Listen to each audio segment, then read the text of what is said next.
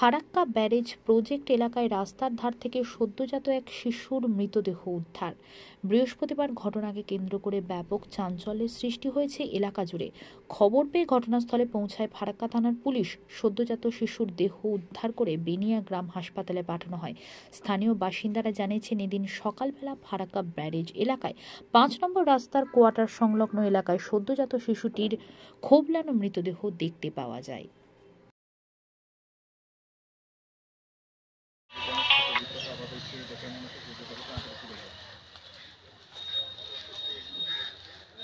চোখ বন্ধ, গায়ের রং ফোটটা, মাথায় চুল আছে, লোয়ার পশম কোথা থেকে নেই, পেটের মিষ্টি না, নাভির মিষ্টি।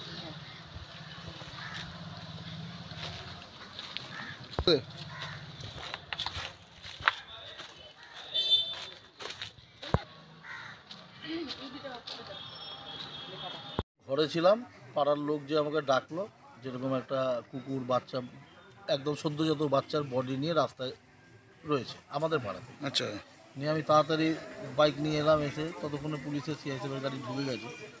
তো বাচ্চাটার দেখছি একটা হাত নেই, একটা পা নেই, মানে সদ্যজাত বাচ্চা, হয়তো কালকে হয়েছে, এই হয়েছে। এটা জঘন্য কেস একটা। ফারাক্কা ব্যারেজের মতন জায়গায় যেখানে সিআইএসএফের গাড়ি সবসময় টহল দিচ্ছে, পুলিশের গাড়ি দিচ্ছে, এত সৎ সাহস খেয়ে দেখালো। যদি এরকমই হতো, বাচ্চা না নেওয়াটাই উচিত ছিল। একটা সদ্যজাত বাচ্চাকে এই সমাজে 2020 সালের পরে যে পৃথিবীতে এনে এরমভাবে ফেলে দেবে, এটা মানা যায় না। করুক, এটা মানে জঘন্য থেকে জঘন্যতম। এটা 5 নম্বর রাস্তা। 5 নম্বর রাস্তা, এই রাস্তার পাশেই ছিল না, সকাল থেকে ছিল না। আমরা তো সকালবেলায় গেলাম, গঙ্গার পাড়ে গেলাম, এলাম, এই এখনই হয়েছে মোটামুটি। হ্যাঁ, না কুকুর টেনে নিয়ে এসে রোডের উপরে উঠেছে।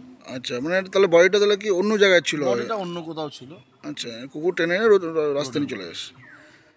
আচ্ছা, আপনার নাম? নপন দাস। আচ্ছা, আপনি স্থানীয় বাসিন্দা?